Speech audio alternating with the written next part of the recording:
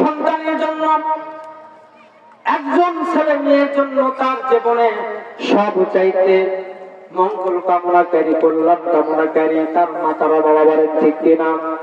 এই জন্য আল্লাহ তাআলা বলে দিলেন তার ইবাদতের পরে আমরা যার ইবাদত করবো, যার ইবাদত করব, তিনি হলেন আমাদের মা বাবা। আল্লাহ তাআলা বললেন ওয়াকাদা রাব্বুকা আল্লা তা'বুদু ইল্লা ইয়্যাহু ওয়া বিল ওয়ালিদাইনি ইহসানা। আল্লাহু আকবার বলেন। আল্লাহ তাআলা বলে দিলেন তোমরা আমার ইবাদত করার পরে, আল্লাহ তাআলা এখানে আমরের সিগা ব্যবহার করেছেন, নির্দেশ দিয়েছেন তোমরা আমার আনুগত্য করার পর, আমার ইবাদত করার পর তোমরা যার আনুগত্য করবা, যার সাথে উত্তম আচরণ করবা, তিনি হলেন তোমাদের মা বাবা। বলেন সুবহানাল্লাহ। সুতরাং মা বাবা এমন জিনিস, সন্তানের জন্য মা বাবার এত ভালোবাসা, এত মায়া মমতা কেউ কোনোদিন দেখাবে না। কিন্তু আমাদের সমাজের ভিতরে আজকে মা বাবা সবচাইতে নিচু মানুষ হয়ে গেছে। বলেন ঠিক কিনা? এমনও সন্তান রয়েছেন মাসের পর মাস কখনো মা বাবার সঙ্গে কথা বলে না। ঠিক কিনা বলেন? যতদিন সন্তানকে বিবাহ করে নাই ভালো ছিলাম, যখন বিবাহ করলো সকলেই না, তবে ম্যাক্সিমাম পুত্রবধূ এমন দেখবেন সন্তান যদি মার সঙ্গে একটু কথা বলে সঙ্গে সঙ্গে বিবি শুরু করে দেয়। কি বললেন? ঠিক। বাবার সঙ্গে যদি সন্তান একটু কথা বলে, আমাকে তুমি সময় দাও না, গোপনে গোপনে তোমার মা বাবার সঙ্গে কথা বলো। কি বলো? তুমি কি বিষয়ে বললা? যারা শুরু করে কেলা বলে ونشهد أن سيدنا وحبيبنا ومولانا محمدا عبده ورسوله الذي أرسله بالحق بشيرا ونذيرا وداعيا إلى الله بإذنه وسراجا منيرا. فقد قال الله تعالى في كلامه المجيد وفرقانه الحميد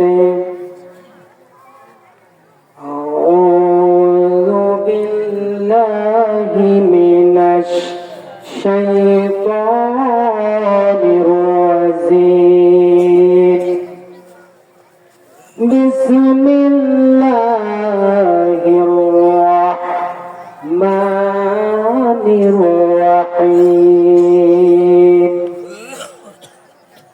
إن الله وملائكته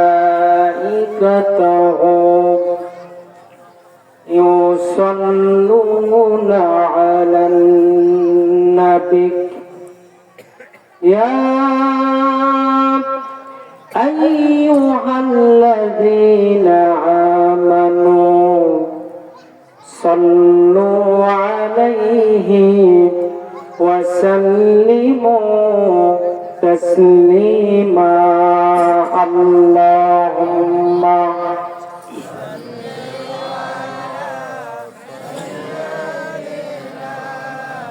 مولانا محمد وعلى آله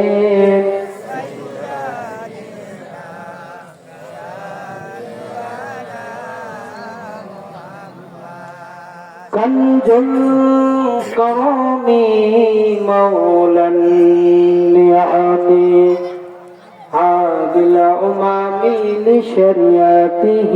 اللهم صل على مولانا محمد وعلى آله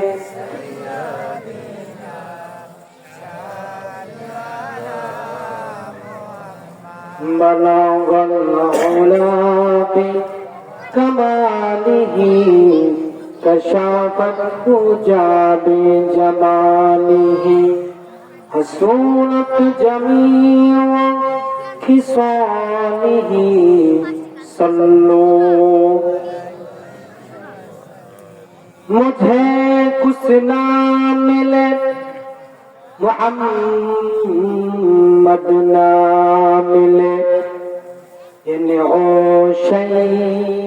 जिसे अल्लाह मिले बलागन उला बि कमालिही कशफत तुजा बि जमालिही हसूनत जमीअ खिसालिही सल्लू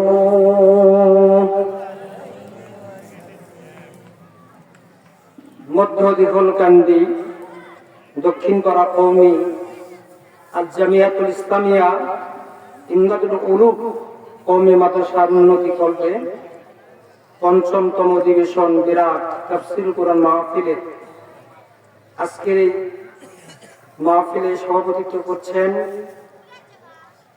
পরম শ্রদ্ধেয় ব্যক্তিত্ব জনাব মোহাম্মদ ইমদাদুল হক সভাপতি অত্র জামে মসজিদ বা মাদ্রাসা। সভাপতি হিসেবে রয়েছেন জনাব মোহাম্মদ মকসুদ আলী সাহেব, সাবেক শিক্ষক, চারালকান্দি সরকারি প্রাথমিক বিদ্যালয়, আমার বাম পাশে বসে রয়েছেন।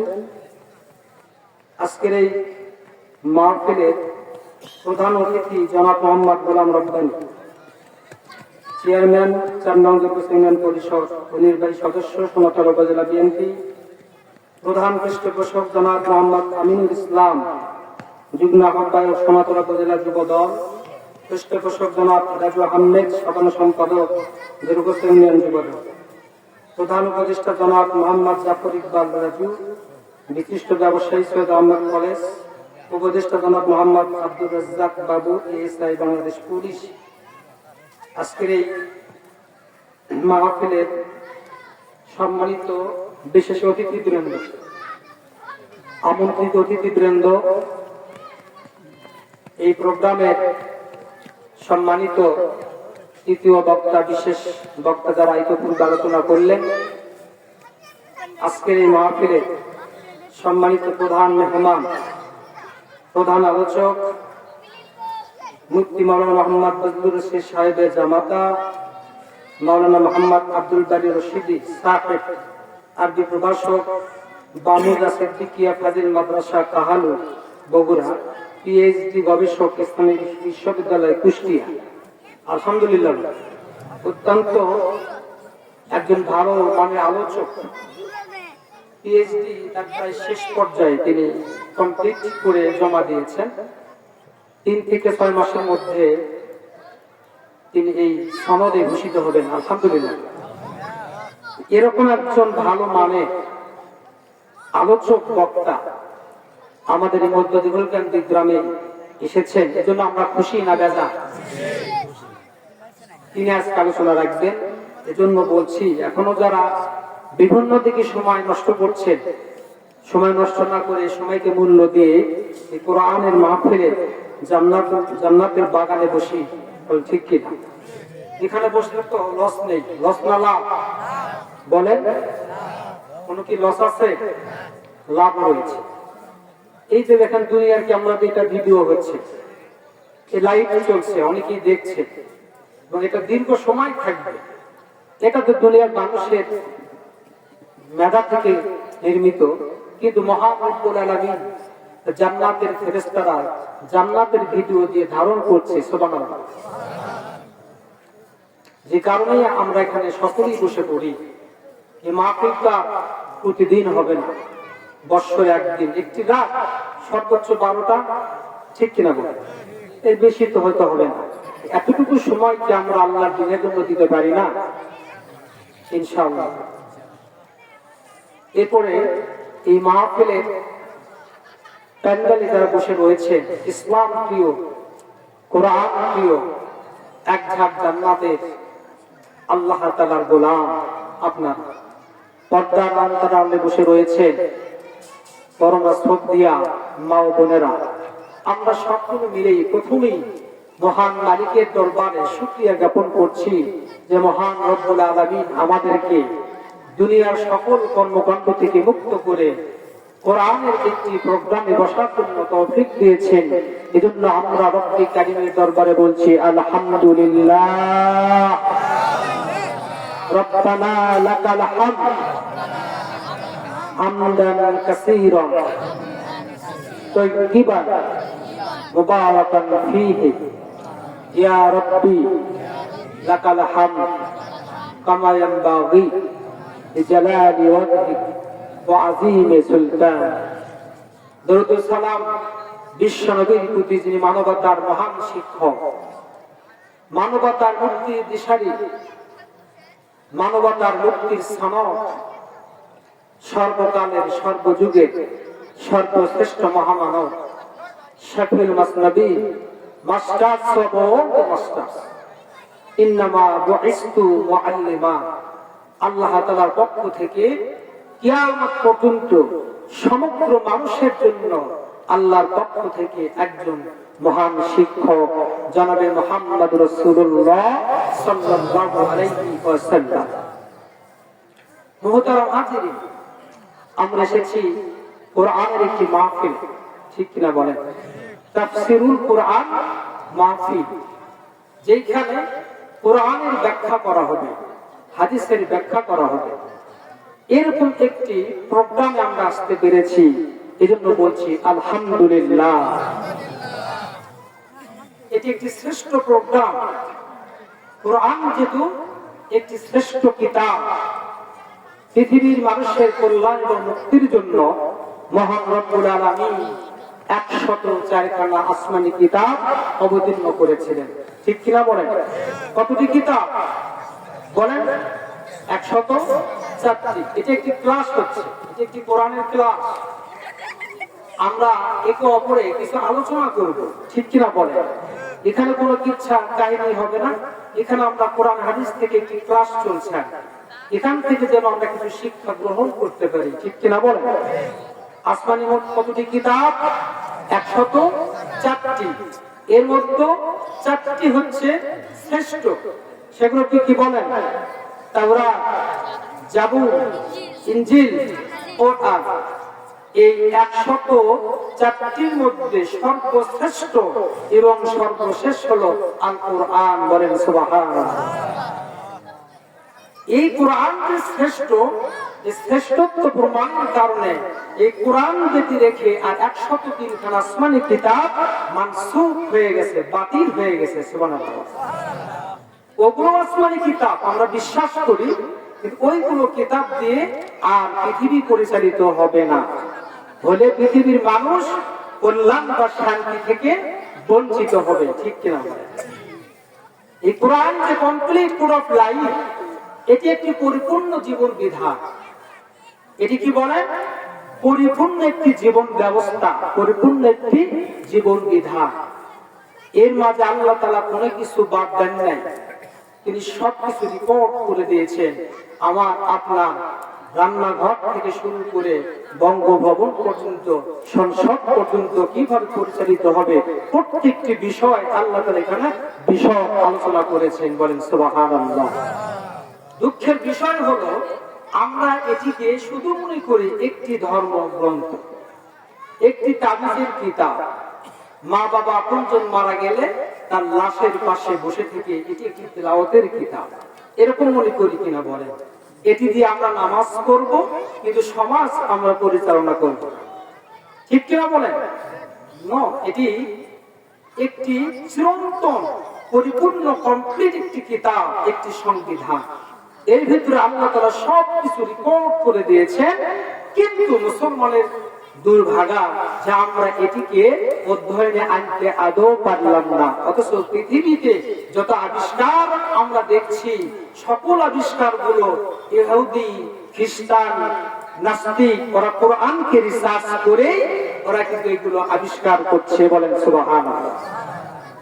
কিন্তু আমাদের দুর্ভাগ্য, আমরা কোরআন থেকে আমরা কিছু আবিষ্কার করতে পারছি। আসুন আমরা ভূমিকা মন্ডনা করে এই কোরআন কারীম থেকে আমরা আজকে আলোচনা করব ইনশাআল্লাহ। যদি আপনারা দোয়া করেন, আল্লাহ তাবারক ওয়া তাআলা যদি কিছু ইলম দান করেন, তবে কিছু কথা আপনাদের সম্মুখে বলতে পারবো। এছাড়া আমার মুখ দিয়ে একটি কথাও বলার আমার যোগ্যতা নেই। বলেন ঠিক কি? আজকে আলোচনার বিষয় যেটা আমি ঠিক করেছি, টপিক আলোচনার বিষয়বস্তু হবে কবিরা গুনাহ। কি বিষয়ে আলোচনা করব বলেন?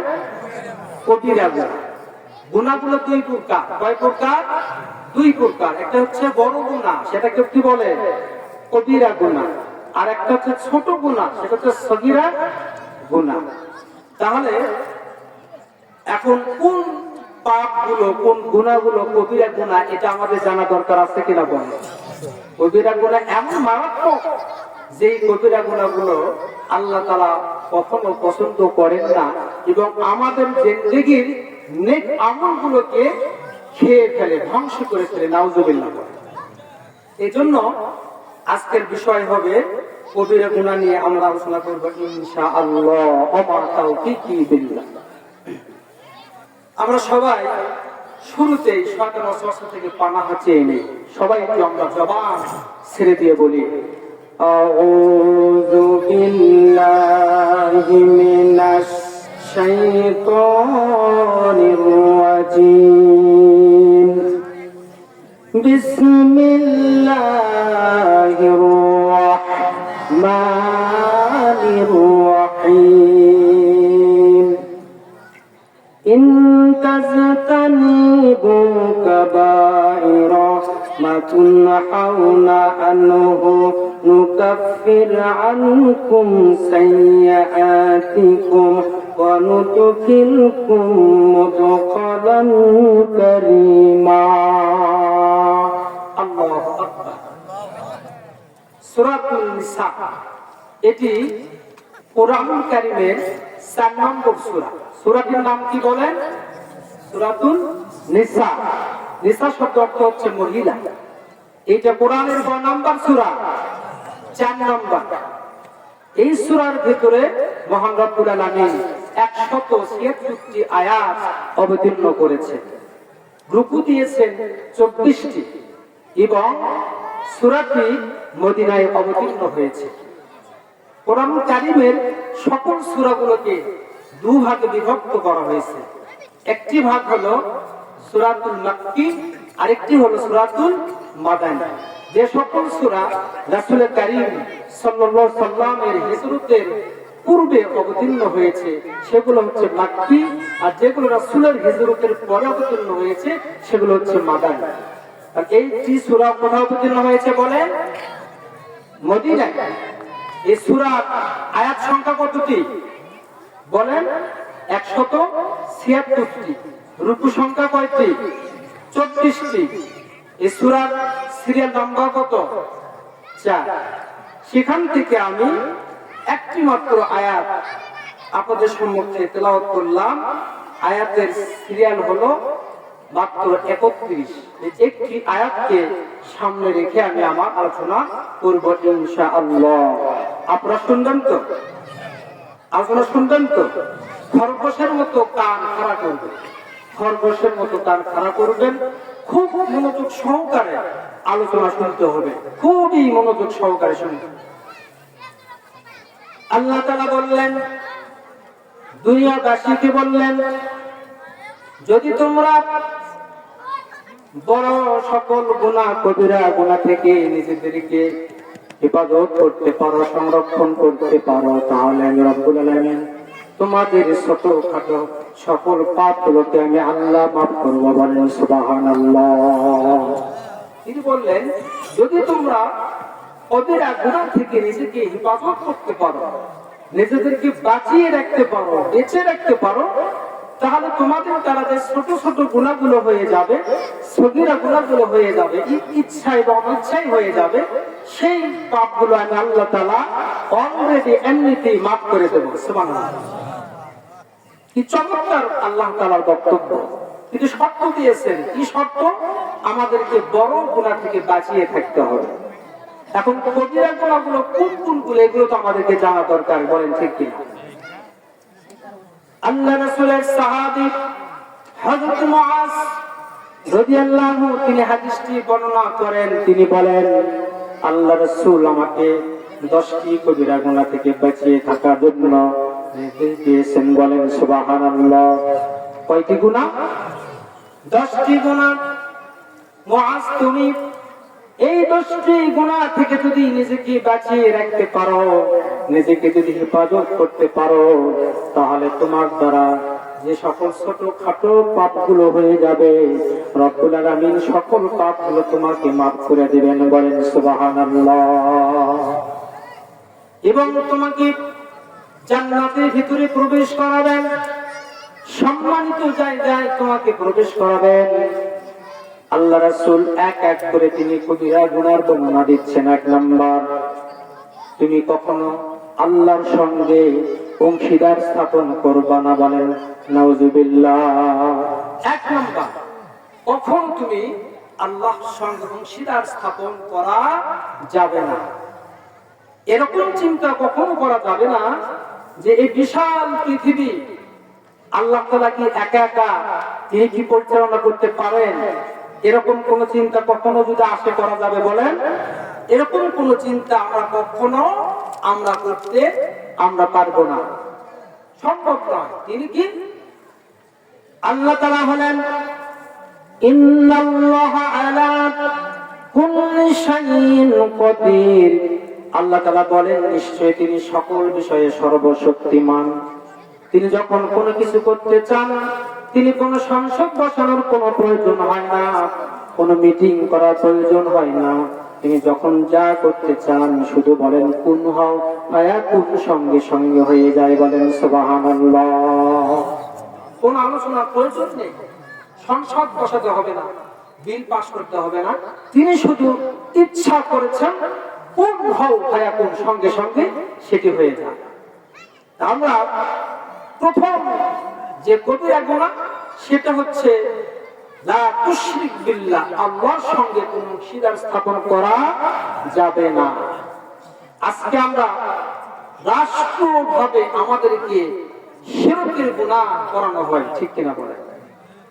রাষ্ট্রভাবে, অর্থাৎ আমাদের যে সংবিধান, ব্রিটিশ যে সংবিধানটা তৈরি করে দিয়ে গিয়েছে, সেটি দ্বারা আমাদের দেশ আজও শাসিত হয়, যার ম্যাক্সিমাম গুলো কোরআনের সঙ্গে সাংঘর্ষিক। বলতে গেলে সবই কোরআনের সঙ্গে সব সাংঘর্ষিক। রাষ্ট্রীয়ভাবে বলা হয় যে সংবিধানে লেখা রয়েছে যে জনগণ সকল ক্ষমতার উৎস, ঠিক কিনা বলেন? জনগণ কি সকল ক্ষমতার উৎস? সকল ক্ষমতার উৎস কে? বলেন, চিৎকার করে বলেন কে? আল্লাহ তাআলা। এটা যদি কোন মুসলমান যদি মনে করে জনগণ সকল ক্ষমতার উৎস, সঙ্গে সঙ্গে সে কি করলো? শিরক করলো, ঠিক কিনা বলেন? শিরক করলো না? শিরক করলো। গোটা পৃথিবীর মানুষ এখন যদি মনে করে, এখন রাত ধরেন 10টা বাজে, এখন যদি মনে করে আমরা এখন সকাল 10টা বাজাবো, সম্ভব? এখন যদি কেউ মনে করে এখন আমি দিন নিয়ে আসবো, এটা কি সম্ভব? সম্ভব। তার সকল কিছু কার হুকুম মেনে চলে? একমাত্র মহান রবে। আমাদের সংবিধানে লেখা রয়েছে জনগণ সকল ক্ষমতার উৎস। নাউযুবিল্লাহ। আল্লাহ তাআলা বলছেন, আমি সকল ক্ষমতার মালিক,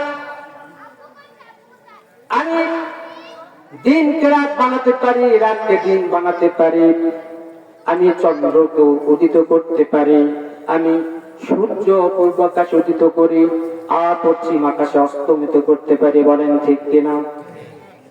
আমার আপনার জন্মের পর থেকে, বুদ্ধির পর থেকে আজ পর্যন্ত দেখতে পেলাম সূর্য প্রতিদিন পূর্ব দিগন্তে উদিত হয় আর প্রতিদিন সন্ধ্যাবেলায় পশ্চিম দিগন্তে অস্ত যায়। বলেন ঠিক কিনা? এর কোনো ব্যতিক্রম আছে? পৃথিবীতে এমন কোন শক্তিধর আছে কি এই নিয়মের একটু বিপরীত কিছু করে দেখাবে না। সূর্য তাম জীবন পৃথিবীর শুরু থেকে আজ পর্যন্ত পূর্ব দিগন্ত উদিত হয়ে পশ্চিম দিগন্ত অস্ত গেল, আগামীকাল আমি সূর্যকে পশ্চিম দিগন্ত উদিত করে পূর্ব দিগন্ত অস্ত দেব, সম্ভব? কেন? জনগণ তো সকল ক্ষমতার উৎস। বৃষ্টির সময় তো কত কিছু করেও তো বৃষ্টি আনতে পারে না, ঠিক কিনা বলে? ঠিক কিনা বলে? এক নাম্বার পয়েন্ট, আল্লাহর সঙ্গে অংশীদার স্থাপন করা যাবে না। আল্লাহ তাআলা নিজে বলেন, ইন্নাশ শিরকা লাযুলমুন আযীম, শিরক হলো সবচেয়ে বড় জুলুম। যদি কোনো বান্দার আমলের ভিতরে শিরকের যদি কোনো অপরাধ পাওয়া যায়, ও বান্দার জীবনের সকল নেক আমলগুলোকে আল্লাহ তাআলা বরবাদ করে দিবেন। বলেন নাউজুবিল্লাহ। এই শিরক এত মারাত্মক, একটু উদাহরণ দেই। চিন্তা করেন যে একটি আমের ঝুলিতে 100টি আম রয়েছে। কতটি আম রয়েছে বলে? 100টি আম। 100টি আমের ভিতরে একটি আম ধরেন পচা, একটা আম কি নষ্ট আম। ভালো কয়টি? 99টি কিন্তু ভালো। 99টি আমের ওরা কিন্তু সংখ্যাগরিষ্ঠ 99 জন ভালো আম, কিন্তু এতটুকু শক্তি নেই এই একটি আমকে সরানো, ঠিক কিনা বলে? বুঝতেছেন তো? আর ওই একটি পচা আমের এত ক্ষমতা, এত ভাইরাস ওর ভেতরে, ও ধীরে ধীরে ধীরে ধীরে বাকি 99টি আমকে খেয়ে ফেলবে, ঠিক কিনা বলে? আরেকটু ক্লিয়ার করে দেই। ধরেন পৃথিবীতে কোন ক্ষমতাধর ব্যক্তি মানে 100 তলা একটি বিল্ডিং নির্মাণ করলো হাজার হাজার কোটি টাকা দিয়ে, বছরের পর বছর ধরে হাজার হাজার শ্রমিক দিয়ে নির্মাণ করলো অত্যাধুনিক আধুনিক একটি বহুতল ভবন, ধরেন 100, 150, 200 তলা। এই বিল্ডিংটিকে যদি কেউ ধ্বংস করতে চায়, একটি ডিনামাইট, একটি বোমা ওইটাকে বিল্ডিং এর নিকটে রেখে নিরাপদ স্থানে এসে যদি শুধু একটি রিমোট কন্ট্রোলের বাটনে যদি অন বাটনে যদি সুইচ যদি অনটা করে, আপনার মিনিটও সময় লাগবে না, কয়েক সেকেন্ডের ভেতরে আপনার হাজার হাজার কোটি টাকা তারা নির্মিত, বছরের পর বছর সময় গেল, হাজার হাজার শ্রমিক গেল, কয়েক সেকেন্ডের ভেতরে বহুতল ভবনকে একেবারে মাটির সঙ্গে মিশে গেল, ঠিক কিনা? এটা যদি মানুষের তৈরি করা একটা ডিনামাইট বোমা যদি এইটা করতে পারে, আল্লাহ তাআলা বলেন দুনিয়ার মানুষের মেধার দ্বারা নির্মিত একটি ডিনামাইট বোমার মাধ্যমে যদি একটি বিল্ডিং কে কয়েক সেকেন্ডের মধ্যে নষ্ট করে দেওয়া যায়, তাহলে এই মানুষের আমলের ভেতরে শিরক এমন একটি ডিনামাইট বোমার মতো একটি অ্যান্টিভাইরাস, যেটিতে কোনো মানুষ যদি শিরক করে, শিরক করার কারণে ওই মানুষের সালাত, ওই মানুষের নামাজ, ওই মানুষের রোজা, দান, সাদাকা, হজ, যাকাত যা কিছু রয়েছে, ওই বান্দার সকল ইবাদতগুলো ধ্বংস হয়ে যায়। বলেন নাউজুবিল্লাহ। সব ধ্বংস হয়ে যায়। কি করলে ধ্বংস হয় বলেন? শিরক করলে। সুতরাং আমাদেরকে শিরক থেকে আমাদেরকে মুক্ত থাকতে হবে। কি থাকতে হবে বলেন? আমাদেরকে শিরক থেকে আমাদেরকে মুক্ত থাকতে হবে। আমরা তো মানে বুঝেই না শিরক কোনগুলো, আমরা শিরক কোনগুলো আমরা বুঝতেই চাই না। আল্লাহ তাআলা যে নির্দেশনা দিয়েছেন, আল্লাহ তাআলা হুকুম বিধিবিধান গুলো দিয়েছেন, রাসূল যে বিধিবিধান গুলো দিয়েছেন, এইগুলো যদি আমরা না মেনে চলি, তাহলে সঙ্গে সঙ্গে আল্লাহ তাআলার সঙ্গে সাংঘর্ষিক হয়ে যাবে, রাসূলের সঙ্গে সাংঘর্ষিক হয়ে যাবে। বলেন ঠিক কিনা? যেমন করে দেখেন, ব্রিটিশরা আইন করে দিল, কোন চোর চুরি করে ধরা পড়লে তার কিছুদিন জেল হবে। আল্লাহ তাআলা আইন করে দিলেন, ওয়াসসারিকু ওয়াসসারিকাতু ফাকতাউ আইদিহুমা। আল্লাহু আকবার। আল্লাহ তাআলা আইন, কোন চুরিকারী নারী বা পুরুষ চুরি করে যদি ধরা পড়ে যায়, তার বিধান হলো আল্লাহ তাআলার পক্ষ থেকে বিচার ফয়সালা হলো, এই চুরিটি সে করেছে এটা যদি প্রমাণিত হয়ে যায়, তাহলে ওই চুরিকারী পুরুষ আর নারীর উভয়ের ডান হাত কেটে দাও। বলেন সুবহানাল্লাহ। এখন মনে করেন এই মধ্য দেহুলকান্দি গ্রামে যদি আমার আপনার বাড়িতে কেউ যদি চুরি করতে গিয়ে ধরা পড়ে যায়, আর আগামীকাল যদি অনেক লোকের প্রমাণিত হয়ে যায়, নিজেও যদি সে স্বীকার করে আমি চুরি করেছি, সুতরাং তাহলে আল্লাহর আইন হলো তাকে হাত কেটে দিতে হবে। কিন্তু আমি আপনি যদি হাত কেটে দিই, আমার আপনার বিরুদ্ধে মামলা হবে কিনা বলেন?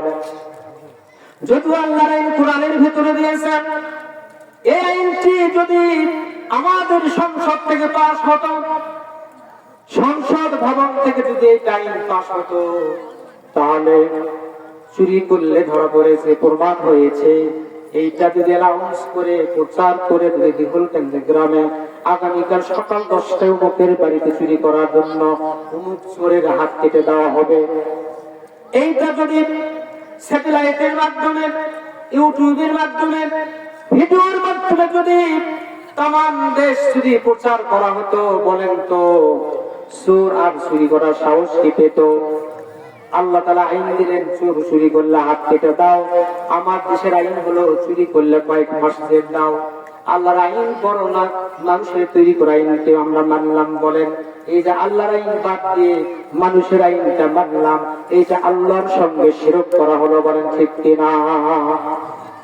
আবার আল্লাহ তাআলা আইন দিলেন, যদি কোন বিবাহিত পুরুষ আর কোন মহিলা যদি জিনা করে, এই কোরআনের ভিতরে আল্লাহ তাআলা আইন দিলেন, যদি কোন বিবাহিত কোন পুরুষ আর কোন বিবাহিতা মহিলা যদি জিনা ব্যভিচার করে, এটা যদি প্রমাণিত হয়, আল্লাহর বিধান হলো উভয়কে তার বুক পর্যন্ত গর্ত করে পুঁতে ফেলো, আর চতুর্দিক থেকে পাথর নিক্ষেপ করে তাদেরকে মেরে ফেলো। বলেন সুবহানাল্লাহ।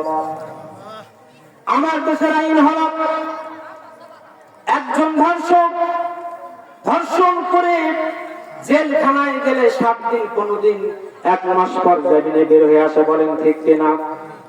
সুতরাং আমার আপনার বক্তব্য হলো, আর যদি কোন অবিবাহিত ছেলে আর অবিবাহিত মহিলা যদি জিনা ব্যভিচারে লিপ্ত হয়, এইটা যদি প্রমাণিত হয়, আল্লাহর বিধান হলো তাদেরকে 100কে দূরে রাখতে হবে। বলেন ঠিক কিনা? এখন মনে করেন আমাদের এই গ্রামের ভেতরে কেউ জিনা করল, যদি আমরা তার জিনার শাস্তিটা কার্যকর করতে চাই, তাহলে তো আমার আপনার নামে মামলা হয়ে যাবে, রাষ্ট্রদ্রোহী মামলা হয়ে যাবে। সুতরাং জিনার আইনটা যদি সংসদ ভবন থেকে যদি পাস করা হতো, কেউ জিনা করলে, কোন বিবাহিত ছেলে আর কোন মেয়ে যদি জিনা ব্যভিচার করে এটা যদি প্রমাণিত হয়, তাহলে তার বুক পর্যন্ত পুঁতে চতুর্দিক থেকে পাথর নিক্ষেপ করে সাংঘেসার করা হবে। বলে ঠিক কিনা? এই জিনার শাস্তি যদি প্রচার করা হতো টিভি চ্যানেলের মাধ্যমে, ইউটিউব চ্যানেলের মাধ্যমে, বিভিন্ন মাধ্যম দিয়ে যদি প্রচার করা হতো, বলেন তো এই শাস্তির ভয়ে কোনদিন কোন নারী পুরুষ আত্মা করার সাহস পেত না। বলেন ঠিক কিনা? তাহলে এই কোরআনকে এমন একটা জায়গায় পাঠাতে হবে, যেই জায়গায় আইন পাস হয়, সেই জায়গায় যদি সংসদে কোরআনকে যদি আমরা পাঠাতে পারি, তাহলে বাংলাদেশের প্রত্যেকটি ইঞ্চি মাটি, প্রত্যেকটি মানুষ, হিন্দু বলেন, বৌদ্ধ বলেন, খ্রিস্টান বলেন, মুসলিম বলেন, প্রত্যেকটি ধর্মের মানুষ তারা সুশাসন তারা পাবে। বলেন ঠিক কিনা? এখন আমরা এই জিনার বিরুদ্ধে যে আমরা আইন পাস করেছি, এই আইনটা মানুষের তৈরি করা আইন, মানুষের তৈরি করা আইন যখন আমরা মেনে নিলাম, আল্লাহর আইনকে, আল্লাহর বিধানকে লঙ্ঘন করলাম, তার মানে কি আল্লাহর সঙ্গে শিরক করলাম। বলেন নাউযুবিল্লাহ। ঠিক কিনা বলেন? আল্লাহর আইন কত সুন্দর!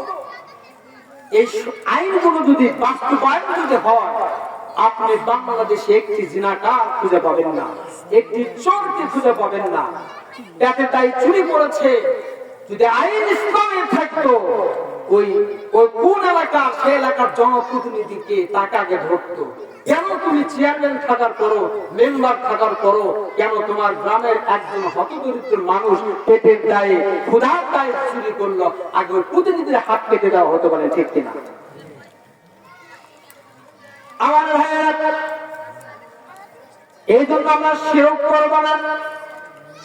আল্লাহ জীবনের যা কিছু চাইবো আল্লাহর কাছে চাইবো, আল্লাহকে বাদ দিয়ে অন্য কারোর কাছে চাওয়া যাবে না, কোন পীরের কাছে চাওয়া যাবে না, মাজারে চাওয়া যাবে না। জীবনে যা চাওয়া, যা পাওয়া, দুঃখ কষ্ট আবেদন যা কিছু চাইবেন কার কাছে চাইবেন? আল্লাহর কাছে। আল্লাহকে বাদ দিয়ে অন্য কারো কাছে যদি আমরা চাই, সঙ্গে সঙ্গে ওইটা শিরকে পরিণত হয়ে যায়। বলেন নাউজুবিল্লাহ। তাহলে কখনো শিরক কি, এটা আমাদের কাছে বুঝতে হবে। সুতরাং আমরা কখনো আমরা শিরক করব না, বলেন ঠিক কিনা? 2 নম্বর, পিতা মাতার অবাধ্য হওয়া। 2 নম্বর, কবিরা গুনাহ কি বলে? মা বাবার অবাধ্য হওয়া। এই কথাগুলো কে বলতেছেন? বিশ্বনবী মুহাম্মদ রাসূলুল্লাহ সাল্লাল্লাহু আলাইহি ওয়াসাল্লাম। কাকে বলতেছেন? তার প্রিয় সাহাবী মুআজ রাদিয়াল্লাহু আনহুকে। বিশ্বনবী যে কথাগুলো বলতেছেন, সেই কথাগুলো গুরুত্ববহ কিনা বলেন? 10টি কবিরা গুনাহ সম্পর্কে তিনি বলতেছেন। 2 নাম্বার, মা বাবার অবাধ্য হওয়া। আছে কিনা? কত সন্তান রয়েছে মা বাবার অবাধ্য সন্তান, মা বাবাকে দেখতে পায়। একজন সন্তানের জন্য, একজন ছেলে মেয়ের জন্য তার জীবনে সব চাইতে মঙ্গল কামনাকারী, কল্যাণ কামনাকারী তার মাতা বাবা, বলেন ঠিক কিনা? এই জন্য আল্লাহ তাআলা বলে দিলেন, তার ইবাদতের পরে আমরা যার ইবাদত করব, যার সেবা যত্ন করব, তিনি হলেন আমাদের মা বাবা। আল্লাহ তাআলা বললেন, ওয়াকাদা রাব্বুকা আল্লা তা'বুদু ইল্লা ইয়্যাহু ওয়া বিল ওয়ালিদাইনি ইহসানা। আল্লাহু আকবার বলেন। আল্লাহ তাআলা বলে দিলেন, তোমরা আমার ইবাদত করার পরে, আল্লাহ তাআলা এখানে আমরের সিগা ব্যবহার করেছেন, নির্দেশ দিয়েছেন, তোমরা আমার আনুগত্য করার পর, আমার ইবাদত করার পর তোমরা যার আনুগত্য করবা, যার সাথে উত্তম আচরণ করবা, তিনি হলেন তোমাদের মা বাবা। বলেন সুবহানাল্লাহ। সুতরাং মা বাবা এমন জিনিস, সন্তানের জন্য মা বাবার এত ভালোবাসা, এত মায়া মমতা তো কোনোদিন দেখাবে না। কিন্তু আমাদের সমাজের ভিতরে আজকে মা বাবা সবচাইতে নিচু মানুষ হয়ে গেছে, বলেন ঠিক কিনা? এমনও সন্তান রয়েছেন মাসের পর মাস কখনো মা বাবার সঙ্গে কথা বলে না, ঠিক কিনা বলেন? যতদিন সন্তানকে বিবাহ করে নাই ভালো ছিলাম, যখন বিবাহ করল সকলেই না, তবে ম্যাক্সিমাম পুত্রবধূ এমন দেখবেন, সন্তান যদি মার সঙ্গে একটু কথা বলে, সঙ্গে সঙ্গে বিবি শুরু করে দেয়। কি বললেন? ঠিক। বাবার সঙ্গে যদি সন্তান একটু কথা বলে, আমাকে তুমি সময় দাও না, গোপনে গোপনে তোমার মা বাবার সঙ্গে কথা বলো। কি বলো? তুমি কি বিষয়ে বললা? যারা শুরু করে কেনা বলেন, মনে হয় স্বামীকে ক্রয় করেছে, কিনে নিয়েছে, আর নেবেই তো। ডিমান্ড নিয়েছে 5 লাখ, 7 লাখ, 10 লক্ষ টাকা যৌতুক নিয়ে ছেলেকে বিবাহ করাইছে। ও তো ছেলেকে ভালোভাবে থাকতে দেবে না। আমার মা বোনেরা শুনুন, আল্লাহ তাআলা কি বললেন? মা বাবার সঙ্গে এমন কোন আচরণ করা যাবে না যে তারা দুঃখ পায়, কষ্ট পায়। কি আচরণ করা যাবে না আল্লাহ তাও বলে দিলেন, ইম্মা ইয়াকুলুন্না ইন্দাকাল কিবারা আহাদুহুমা আও কিলাহুমা ফালা তাকুল্লাহুমা উফফিন ওয়ালা তানহারহুমা ওয়া কুল্লাহুমা কওলান কারীমা। আল্লাহু আকবার বলেন। আল্লাহ তাআলা বললেন, ইম্মা যদি উপনীত হয়, ভারী বয়সে যদি পৌঁছে যায়, তোমার বাবা মা বা একজন বা দুইজন, তাহলে তোমরা তাদের সঙ্গে এমন কোন আচরণ করো না যে উঠ করে ওঠে। সন্তান তোমরা এমন কোন ব্যবহার করো না যে ব্যবহারের কারণে তোমার মা তোমার বাবা উঠ করে উঠলো। এখন বলেন তো কতটুকু আঘাত পেলে আমরা উঠ করে উঠি? বড় আঘাত না ছোট আঘাত? ছোট আঘাত না? চলতেছে, রাস্তাতে যাচ্ছে, হুট করে একটা কাটা ফুটলো, ইস করে উঠি। ফুটবল খেলা হচ্ছে, আপনার পছন্দের দল বল শট করছে, কিন্তু পরস্পর একটু উপর বা সাইডে চলে গেল, কি বলেন? ইস করে। তার মানে খুব ছোট্ট আঘাত আপনাকে। আল্লাহ তাআলা বলছেন, খবরদার তুমি তোমার মা বাবার সঙ্গে এতটুকু আচরণ করো যে তারা করে ওঠে। যদি কোনো মা বাবা সন্তানের কোন আচরণে যদি করে একবার ওঠে, আল্লাহ রাসূল বলেন ওই সন্তানের সব নেক আমলগুলো ধ্বংস হয়ে যায়। বলেন নাউযুবিল্লাহ। আল্লাহ রাব্বুল আলামিন কেমন আচরণ করবে মা বাবার সঙ্গে, সেও কথাও তিনি সুন্দর করে কোরআনের ভিতরে বলে দিলেন, ওয়া কুল্লাহুমা কওলান কারীমা। আল্লাহু আকবার।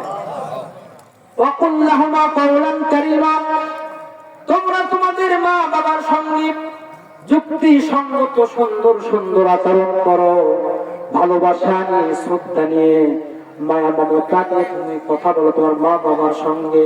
কারণ তুমি যদি তোমার মা বাবার দিকে একবার যদি নেক দৃষ্টিতে তাকাও, আল্লাহ রাসূল বলেছেন তোমার আমলনামার ভিতরে একটা কবুল হজের সওয়াব দেবেন। তিনি কে? আল্লাহ। একজন সাহাবী বললেন, যদি কোন সাহাবী প্রতিদিন যদি 100 বার তার মা বাবার দিকে তাকায় নেক দৃষ্টিতে, আল্লাহ রাসূল বললেন আল্লাহর দরবারে সওয়াবের কোনো কমতি নেই। সুতরাং মা বাবা এমন জিনিস, যদি কোনো সন্তান যদি মা বাবার খেদমত যদি করতে পারে, মা বাবাকে যদি রাজি খুশি যদি করতে পারে, হ্যাঁ মা বাবা আপনার প্রতি জুলুম করতে পারে, সেইটা আল্লাহ তাআলা বিচার করবেন। কিন্তু আল্লাহ তাআলা বলেছেন, রাসূল বলেছেন, যদিও তোমার মা তোমার বাবা তোমাকে যদি সকল সম্পদ থেকেও যদি বের করে দেয়, বাড়ি থেকেও যদি বের করে দেয়, তবুও তুমি কখনো তোমার মা বাবার সঙ্গে চোখ রাঙিয়ে রাগান্বিত হয়ে কথা বলবা না। বলেন সুবহানাল্লাহ। যেমন তিনি শিরকের বিষয় বলেছেন, মাছকে যদি তোমাকে কেটে কেটে টুকরাও করা হয়, এমনকি যদি আগুনে নিক্ষেপ করা হয় জ্বলন্ত আগুনের ভিতরে, তবুও তুমি শিরক করবা না। আর পৃথিবীর সকল সন্তানদেরকে বলে দিয়েছেন যে যদি তোমার মা বাবা তোমাদেরকে যদি ধন সম্পদ থেকে বাড়ি ঘর থেকে বের করে দেয়, তবুও তুমি তোমার মা বাবার সঙ্গে কখনো খারাপ আচরণ করবা না। বলেন সুবহানাল্লাহ। এরপর কি করবো? সন্তানদেরকে বলে দিলেন, তোমরা তোমাদের মার জন্য বাবার জন্য দয়ার বাহু বিছিয়ে দাও, আর আমি রব্বুল আলামিনের কাছে তোমার মা বাবার জন্য দোয়া করো। সবাই বলেন রব্বির হামহুমা কামা রাব্বায়ানি সগীরা। আল্লাহ শিখিয়ে দিচ্ছেন, তুমি তোমার মা বাবার জন্য দোয়া করো। রব্বুল আলামিন আমার মা আমার বাবা যেমন করে ছোটবেলায় আমাকে স্নেহের করে ভালোবাসার করে লালন পালন করেছিল, প্রতিপালন করেছিল, আল্লাহ তাআলা এখন আমার মা আমার বাবা বৃদ্ধ হয়ে গেছে, বৃদ্ধা হয়ে গেছে, তুমি এখন তাদেরকে তোমার রহমতের কোলে লালন পালন করো। বলেন সুবহানাল্লাহ। আমার ভাইয়েরা, যদি কোন সন্তান মা বাবার নেক অর্জন করতে পারে, আল্লাহ রাসূল বলেন সন্তান কোনদিন বিপদে পড়বে না, মুসিবতে পড়বে না। বলেন সুবহানাল্লাহ। সুতরাং যারা আল্লাহর ওলি হয়েছেন, মা বাবার দোয়ার কারণে হয়েছেন। মা বাবা যদি আমাদেরকে এমন কোন কাজ করতে বলে, ছোট কোনো কাজ, আমরা রাগান্বিত হই, ঠিক কিনা বলেন? পারবো না, এই কাজটা করতে পারবো না, আমার সময় নেই, বলে কিনা বলেন? আমার ভাইয়েরা, হযরত বাইজিদ বুস্তামি রাহমাতুল্লাহ আলাইহি এত বড় জগৎ বিখ্যাত উনি কেমন করে হলেন একটু শুনুন। বাইজিদের মায়ের এরকম কঠিন ঠান্ডার রাত, মধ্য রজনীতে বাইজিদের মা তিনি বাইজিদের কাছে পানি চেয়েছেন, ও বাইজিদ আমার বড় পানির পিপাসা লেগেছে। আমাকে একটু পানি খাওয়াও। বায়েজিদ ঘুম থেকে উঠে ঘরের ভেতরে দেখলেন কোনো পানির নষ্ট, কোনো পানি নেই। রাত তখন গভীর হয়ে গেছে, কনকনে শীত। তখন যত পানির ব্যবস্থা ছিল না, বাড়ি বাড়ি এখন টিউবওয়েল, কি বলেন, প্রচুর পরিমাণ। তখন তো পাড়ায় পাড়ায় ছিল না, গ্রামে গ্রামে একটা দুটা করে পানির ব্যবস্থা ছিল। মা পানি চেয়েছেন, বায়েজিদ ঘুম থেকে উঠে দেখে ঘরে কোনো পানি নেই। তিনি মাকে বললেন, মা তুমি একটু অপেক্ষা করো, আমি পানি নিয়ে আসি। অনেক দূর থেকে পানি নিয়ে যতক্ষণই আসলেন, দেখেন তার মা ঘুমিয়ে গেছে। চিন্তা করতেছেন, মা ঘুমাচ্ছেন, এত আরামের ঘুম, আমি যদি মাকে ডাকি মা কষ্ট হবে। আর পানিও চেয়েছেন। তিনি কি করলেন, এক মশক পানি হাতে নিয়ে মা মাথার কাছে দাঁড়িয়ে আছে। মা যখন ঘুম ভেঙে যাবে, আমি মাকে পানি দেব। সুবহানাল্লাহ। আমার ভাইয়েরা, শেষ রজনীতে মার ঘুম ভেঙে গেছে। দেখেন তার পাইছি কঠিন শীতের মধ্যে এক পেয়ালা পানি নিয়ে দাঁড়িয়ে আছে, থরথর করে কাঁপতেছে শীতের মধ্যে। মা পানি চেয়েছিলেন, এটা তার স্মরণে নেই। বায়েজিদ কেন তুমি শীতের মধ্যে দাঁড়িয়ে আছো? বায়েজিদ বলেন, মা গো, তুমি মধ্য রজনীতে আমার কাছে পানি পান করতে চেয়েছিলে, ঘরে কোনো পানি ছিল না, বাইরে থেকে পানি যখন নিয়ে আসলাম দেখলাম তুমি ঘুমাচ্ছ। এত আরামের ঘুম আমি ভাঙলাম না। মা যখন উঠবে আমি তখন পানি দেব। বায়েজিদের মা পানিটুকু নিলেন, ওযু করলেন, পান করলেন, তাহাজ্জুদের মুসাল্লায় পড়ে গেলেন। আল্লাহকে বললেন, রব্বুল আলামিন, আমার বায়েজিদ আজকে আমার জন্য যা করলো, আমি তোমার কাছে আমার বায়েজিদের জন্য দোয়া করি, তুমি আমার বায়েজিদকে সুলতানুল আরিফিন হিসেবে মঞ্জুর করে নাও। বলেন সুবহানাল্লাহ। মার দোয়া কবুল হয়ে গেছে। সুলতানুল আরিফিন জবরদস্ত আল্লাহর ওলি হয়ে গেছেন বায়েজিদ। কার দোয়ার কারণে? বলেন। আজকে আমরা মা বাবার দোয়া চাই না, শ্বশুর শাশুড়ির দোয়ার দরকার, ঠিক কিনা বলেন? আব্বা আব্বা আম্মা আম্মা বলতে একই কঠিন অবস্থা। বছর একদিন নিজের মাকে মা বলে ডাকে না, বাবাকে বাবা বলে ডাকে না, আর শ্বশুরকে এতই ডাকে আর শাশুড়িকে এতই ডাকে, মনে ও পেটে রাখছি। এখন তো বউ শুরু হয়েছে রে বাবা, এমন বউ মনে একে ক্রয় করে গেছে, মনে হয় জীবনেও কোনোদিন মা হবে না, জীবনেও কোনোদিন বুড়ি হবে না। মা বোনদেরকে বলবো, শ্বশুর শাশুড়িকে যত্ন করো। যদি কোন পুত্র বধূ যদি তার শ্বশুর শাশুড়িকে যদি নিজের মা বাবা মনে করে, আর যদি কোন শ্বশুর শাশুড়ি কোন পুত্র বধূকে যদি নিজের মেয়ের মতো মনে করে, ওই পরিবারে কখনো অশান্তি আসবে না। বলেন ঠিক কিনা? কোনো দ্বন্দ্ব হবে না। আজকে আমাদের দুই পক্ষেরই দোষ রয়েছে, বলেন ঠিক কিনা? একটি অভাব, এই কোরআনের শিক্ষা নেই, ঠিক কিনা বলেন? দুনিয়ার শিক্ষা নিয়ে আজকে ব্যস্ত, কোরআনের শিক্ষা নেই। মা বাবার বিষয়ে রব্বুল আলামিন কোরআনের ভিতরে কত আয়াত অবতীর্ণ করেছেন। আপনার সন্তান যদি কোরআন না পড়ে, আপনার সঙ্গে তো ভালো আচরণ করবে না, ঠিক কিনা বলেন? সুতরাং মা বাবার প্রতি সম্মান সর্বোচ্চ সন্তানকে দেখাতে হবে। আল্লাহ রাসূলের কাছে একজন সাহাবী এসে বললেন, রাসূলুল্লাহ ইয়া হাবিবাল্লাহ, আমার নিকটে সবথেকে বেশি হক পাওয়ার অধিকারী কে? রাসূল বললেন, উম্মুক, তোমার মা। লোকটি আবার বললেন, সুম্মা মান, তারপরে কি? রাসূল বললেন, উম্মুক, তোমার মা। লোকটি আবার বলল, সুম্মা মান, তারপরে কে?